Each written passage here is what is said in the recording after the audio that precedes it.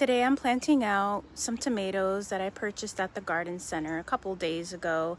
They're a vining variety. I'm going to plant them up in a nice big whiskey barrel planter, and I'm going to show you guys how I do that. It's a rainy, overcast day here today in northeastern Pennsylvania, so they'll have a much easier time acclimating to their new home. Here are my supplies. I have gardening gloves, which are optional.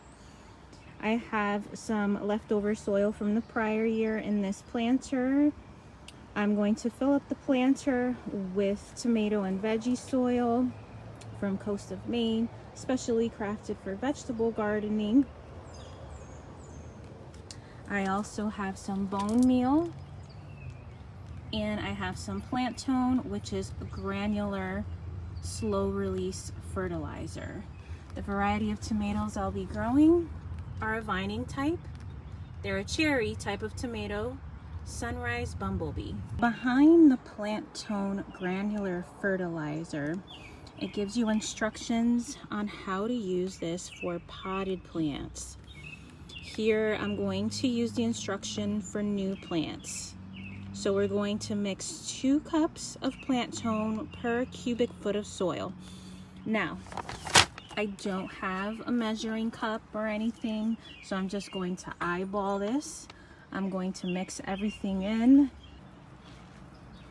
Now that I have my plant tone granular fertilizer all mixed into the soil, I'm going to take my tomato plant out of its pot, and this one happens to be very root bound. So if your tomato plant looks like this, you're gonna go ahead and loosen up this root ball, so that the roots have space to spread out into their new home.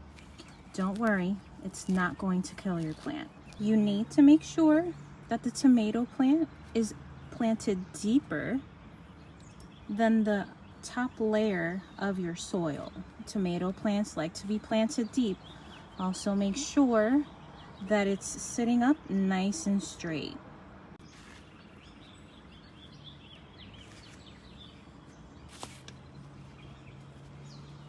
Now to apply the bone meal, we're going to follow the instructions on the back of the packaging as well. It says for potted plants, apply 2 ounces or about 1 heaping tablespoon per pot. Work into the soil and then water thoroughly after applying.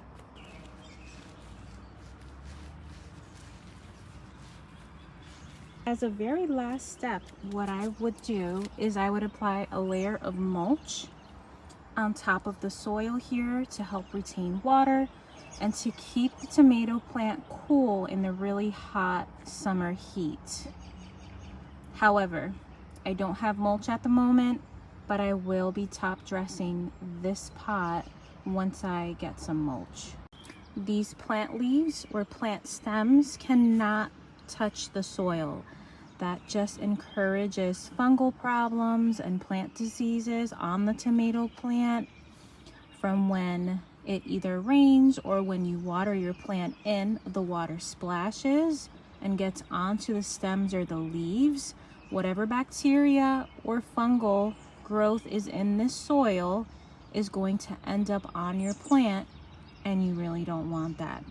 So we're going to trim off at least 4 inches of stem or leaves from the bottom to the top here. So I don't have my clippers, but I'm just gonna snap these like so.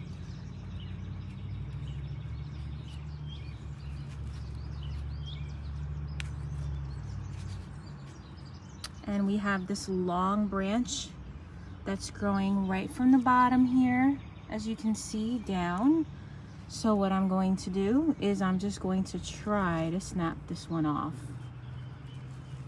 without my clippers. Let's see if I can do that.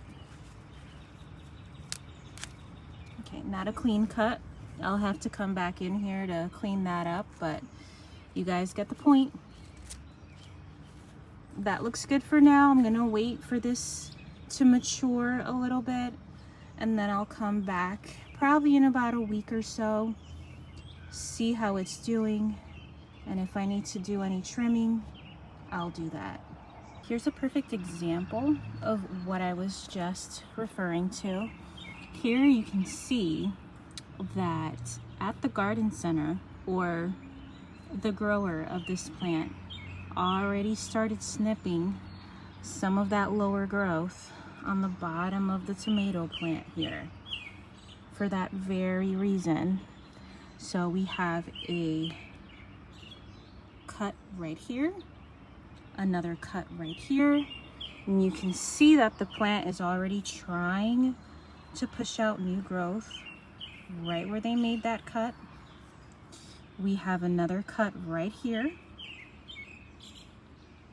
So it's really important for us to stay on top of this. Monitor our plants, make sure they stay nice and healthy. I ultimately decided to use orchid bark, which uses western fir bark, which comes from the Douglas fir tree. They're very common in the Pacific Northwest region of the US. And there you have it. Let me know in the comments if you're ready to grow some tomatoes.